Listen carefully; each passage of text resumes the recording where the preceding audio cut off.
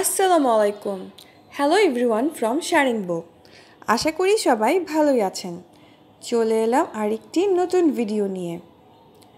আজকের ভিডিওটি অনেক ইন্টারেস্টিং, কারণ আজকের ভিডিওতে আপনাদের সাথে শেয়ার করব কিভাবে জাহাজের দিক নির্ধারণ করে নামাজ পড়া হয় এবং যাত্রাপথ নির্ধারণ করা হয়।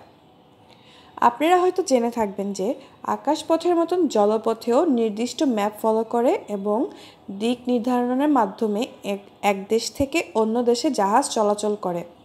শুধু জাহাজ চলাচল নয়, বরং অন্যান্য দেশের সীমানা নির্ধারণ এবং বিভিন্ন কাজের জন্যই এই দিক নির্ধারণ করার প্রয়োজনীয়তা রয়েছে।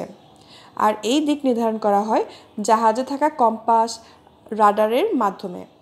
এছাড়াও বেশ কিছু ডিভাইস আর অ্যাপসের মাধ্যমে আজকাল দিক নির্ধারণ করা হয়ে থাকে।